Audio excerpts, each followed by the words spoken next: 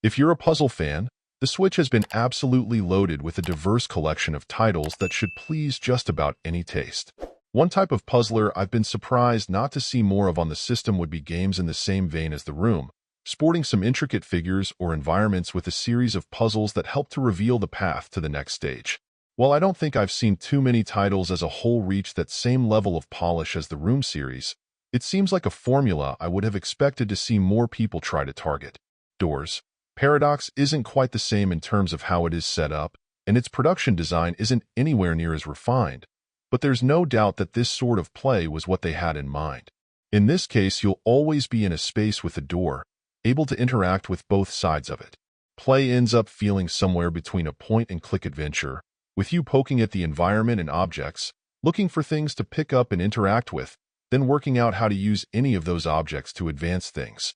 For the most part, these puzzles end up being pretty reasonable in their construction, sometimes perhaps being a little odd in the rules of their progression, but not generally making huge leaps in logic.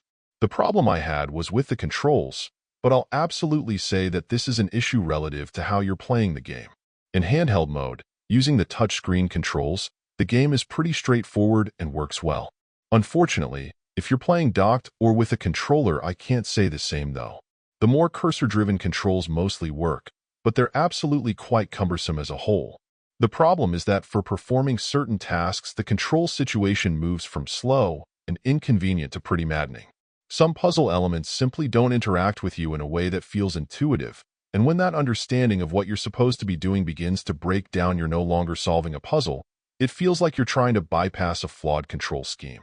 If you're going to play this on the go using the touchscreen, much like a tablet, this is a reasonably good puzzler that should give you a few hours of brain teasers that work well enough. If, however, you're using a controller, I'm less inclined to give it a recommendation. Yes, you'll be able to get around it and deal with the implementation, but compared to a few other games like this out there, this is the most encumbered that I've encountered, and that really detracts from the fun. Overall, my final score for the game ended up being a 7.5. And if you're interested in picking it up, it's currently available on the Switch eShop for $14.99.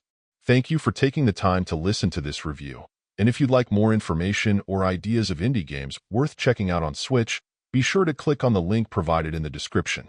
Until next time.